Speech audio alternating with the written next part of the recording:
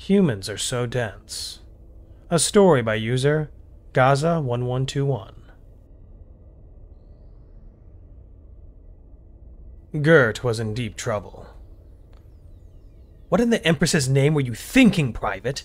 shouted the captain. "Do you have the slightest idea what you've done? What your stupid actions might lead to?" "Sir, Gert began. "Shut up," roared Captain Hung, spittle flying from his mandibles. "I haven't finished yelling at you yet." Captain Hung unconsciously started cleaning his antenna in the silence, a sure sign that he was stressed. "If the humans even think this happened deliberately, we may lose their trust," the captain mused. The trade and work alliance between the humans and the Antkin was one of our most significant events in the last 6 months. We may be the strongest creatures on our planet, but these humans make us appear weaker than children. The progress made in just the last couple of months, trading the Antkin's technology and knowledge for the humans' immense strength, endurance, and ability to work in environments that his own people would need protection suits just to stay alive, let alone work, had increased their expansion on other worlds tremendously. Once you include suits, food, fuel, and transports to move Antkin resource teams around, the humans were a laughably cheap alternative. Noticing he hadn't spoken in a while, the captain turned to Gert. "Explain yourself. Start from the beginning." Taking a steadying breath, Gert began talking. 1 hour earlier. "In my opinion, these humans are overrated." "Oh, really, Private? Well, I guess it's good that your opinion doesn't mean shit."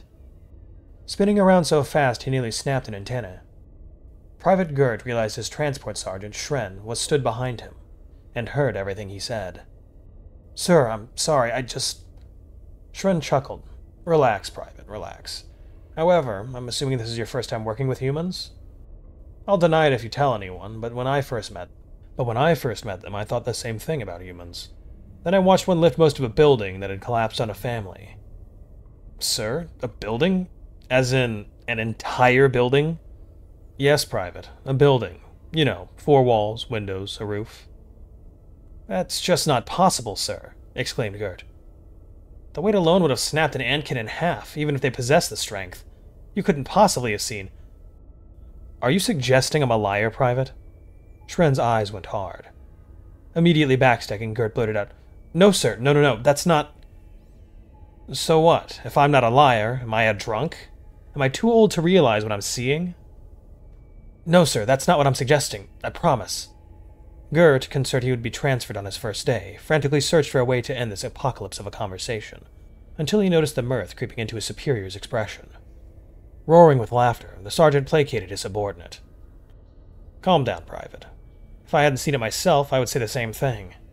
In fairness, it wasn't the whole building. Some of the bottom walls had crumbled." The sergeant's face suddenly went serious. He saved that family's life. There was no time to dig them out. I could hear the little girl crying, the father consoling her. He knew. He knew his family would die. We couldn't reach them in time. Then the human just walked over and lifted the entire building.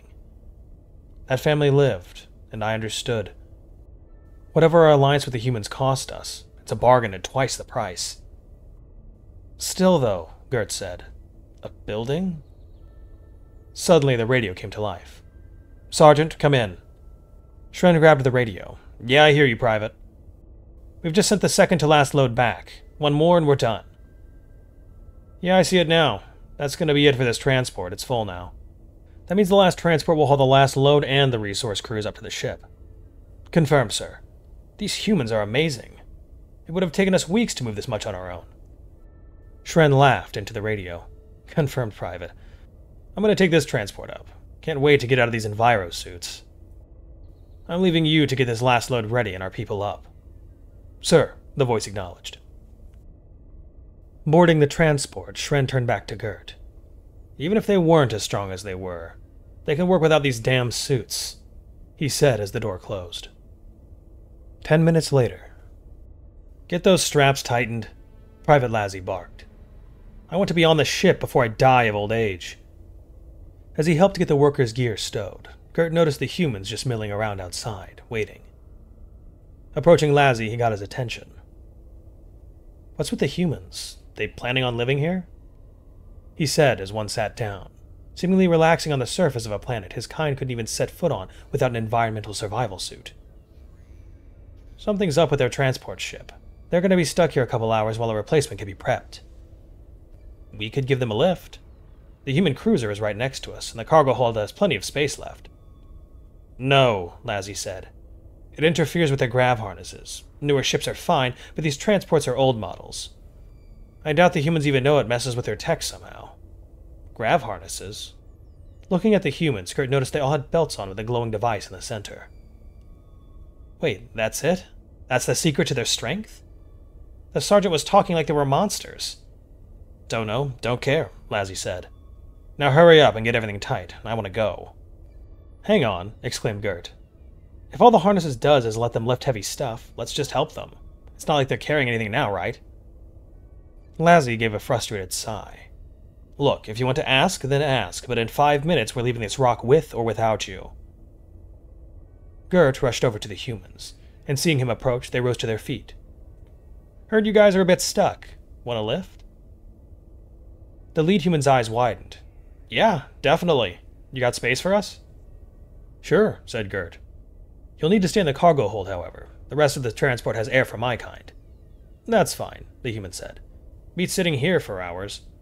Turning to his crew, he barked. Grab your gear. The ants are giving us a ride. Once everything was secured, the doors closed. As the engines warmed up, Gert, who elected to stay in the hold to keep the humans company, in a suit obviously, noticed one of the crew still had her pack on. You might want to remove that pack. The engines will interfere with your gravity belts, and I'm not sure how heavy that bag really is. Suddenly, all attention was directed at him. What do you mean? The female human said with a nervous smile. Your ships have never bothered our tech before, and this isn't for our bags. It's an older model of transport ship. What do you mean it's not for your bags? What else would they be for but to make the things you carry lighter? As one, the humans looked at each other, then at the deck of the ship. Just then, the engines fully engaged, and the little lights went out on the grav harnesses. Shit!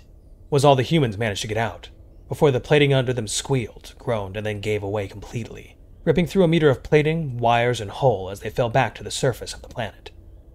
Alarms blared throughout the ship as it registered the massive hull breach, and the engines powered down.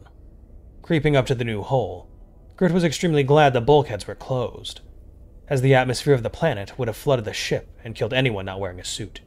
Looking down at the jumbled pile of limbs on the surface, Gert was hopeful. There didn't seem to be any injuries. Now the engines were shut off, he could see the grav harnesses were working once again. Suddenly he realized. If the gravity tech was for the things the humans could carry, it would be on their bags. The humans really were strong enough to lift a house, but that strength came at a cost. Muscle density. The grav harnesses didn't make them stronger. It made them lighter. Light enough that their steps didn't shred through deck plate that had never felt the weight of the monsters known as humans. That's why humans weren't supposed to be on old generation Antkin ships. And he'd done it anyway. I'm in deep trouble, said Gert.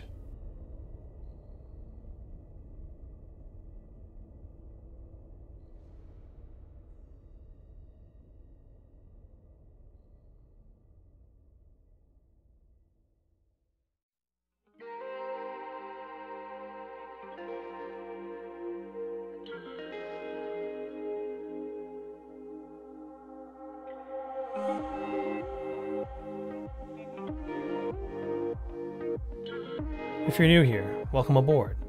Check out the description for the story, and join the Discord if you like. Consider supporting the channel and the author as well. It's a dangerous world out there, but remember to be brave and look up to seek the stars.